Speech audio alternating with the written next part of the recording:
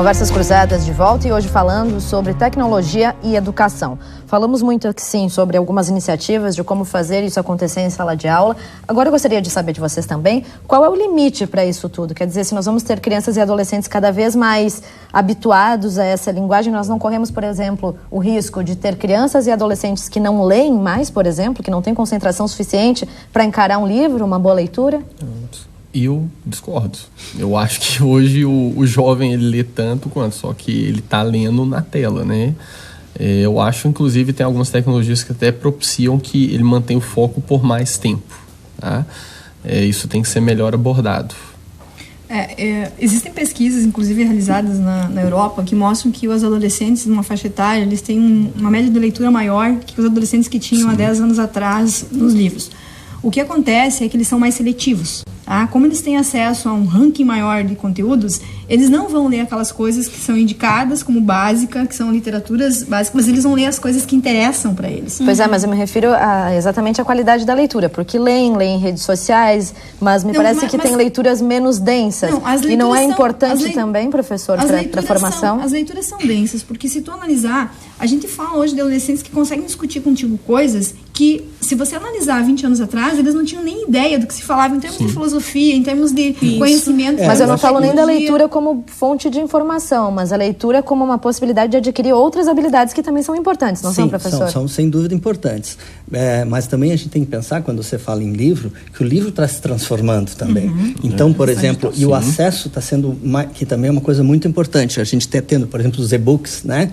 Então, por exemplo... Mas aí, desculpa interromper o senhor de novo, mas aí nós não temos de novo aquela coisa que o senhor falou, que é só substituir o quadro pelo projetor, a gente não está apenas substituindo o livro pelo tablet? Não, porque o livro está se formando. Você pega hoje, por exemplo, grandes editoras que já estão tendo uma linha do que a gente chama, inclusive, de acesso open access, né? Aberto. E livros abertos, e que você tem também livros interativos, porque o livro também está se transformando. Então, a gente tem a custo baixo, inclusive com que a gente chama de conhecimento fechado e conhecimento aberto, essa linha desse movimento mundial, que também tem a ver com a internet, de um acesso aberto, gratuito, público, que há todo um movimento que não é só de Estado, mas é de sociedade civil. Isso. E isso no mundo inteiro está acontecendo, né? Então, tu tem muitos softwares, muitas ferramentas livres e abertas, algumas híbridas, como é o caso da Google, né? E outras completamente livres, com os recursos educacionais abertos, né? Que é um tema muito importante. E nesse sentido, só para terminar, a gente tem e-books, por exemplo, que são aí, gratuitos e acessíveis, e que estão nesses repositórios nacionais, que o MEC estimula, e várias outras entidades, que faz com que a gente possa ter livros de literatura, etc., e que possam ser impressos também alguns, né? E alguns e-books da área acadêmica, etc., muito, muito bons, com a mesma qualidade, com conselho editorial, inclusive com várias editoras dessas tradicionais que têm livros impressos já entrando com linhas relacionadas a isso, né? Então, são livros que você pode ter a dupla função. Ele pode ser impresso, quando possível, lá numa impressora local, ou físico, um livro físico, ou de forma digital. E alguns livros também multimídia, interativos. É uma nova tendência também, são formas de estímulo à leitura. Pauline, que outros conteúdos dentro de sala de aula não podem ser substituídos ainda pela tecnologia? Eu acho que todos os conteúdos são importantes. Não existe o mais ou menos, porque a matemática é mais, não, eu acho que... Mas não questão de substituição, onde ainda é preciso ter uma atenção e não deixar a tecnologia tomar conta. Justamente o meu papel é o oposto, eu preciso incentivá-la, eu preciso dizer que a sociologia ela é importante e fazer uma pesquisa lá sobre Karl Marx, sobre um sociólogo lá, enfim, eu acho assim, na minha opinião, o currículo formal, da maneira que está disposto, não permite a tecnologia entrar. O que nós precisamos discutir, precisamos batalhar muito por isso, é ver como a tecnologia vai auxiliar esse currículo formal.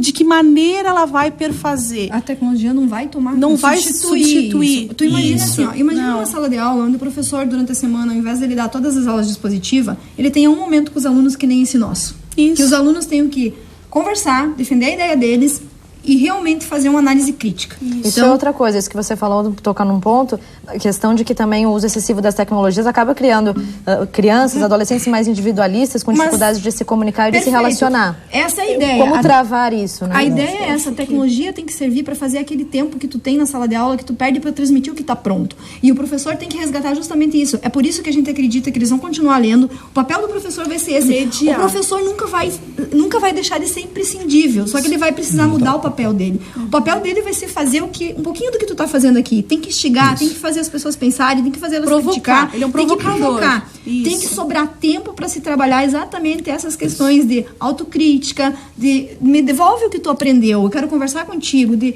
troca em grupo, de respeito, de tudo que a gente está vivenciando aqui. Então, a tecnologia ela não vai substituir o processo, ela é apenas uma ferramenta. A gente só vai poder dizer que a tecnologia está dando certo na sala de aula quando a presença dela não for sentida. Na verdade... Quando a presença dela não for sentida e o processo continuar andando tranquilamente, a tecnologia foi bem inserida. Se ela for algo que brilha os olhos porque é a tecnologia, ainda não estamos no caminho certo.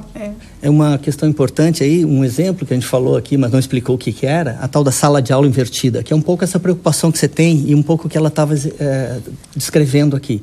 Que é o seguinte, a gente tem o conhecimento, a formação, né, os sentidos todos colocados, não é? Aí na rede, que pode estar num ambiente virtual, formal, inclusive, que o professor tem acesso e que os alunos vão ter acesso, né? Um ambiente virtual de aprendizagem, que vai ser o auxílio. Porque o conhecimento hoje, o professor não tem que estar ali professando aquilo que a gente falava antes. Né? Isso tem muito na rede. Então, o que acontece? Hoje já é feito. E aí a preocupação que você está tendo, que está nos provocando aqui, é uma preocupação muito pertinente no seguinte sentido. Por exemplo, para as crianças, né, especificamente. Tem várias escolas no Canadá, na Europa, nos Estados Unidos, que já estão usando essa tecnologia de sala de aula invertida. É o quê?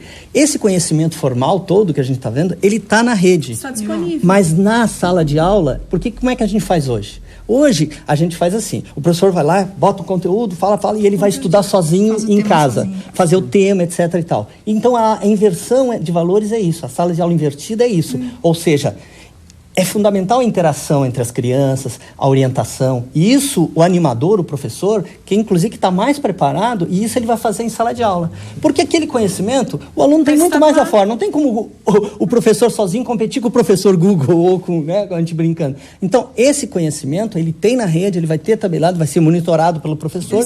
E aí está disponível. E ali a sala de aula é esse espaço de animação, de troca e ao mesmo tempo de orientação. E o professor estudando junto com o aluno, tirando dúvidas. Então, é uma coisa que está... Por exemplo, imagina em países... Por que lá, além de tecnologia, de recursos, eles estão mais adiantados? Porque lá tem umas dificuldades que aqui a gente não tem. Por exemplo, um inverno rigoroso, na neve, a dificuldade que o pessoal tem que... Então, inclusive, a educação à distância nesses lugares, né, são vistos com muitos bons olhos, e não com preconceito, como muitas vezes é visto aqui.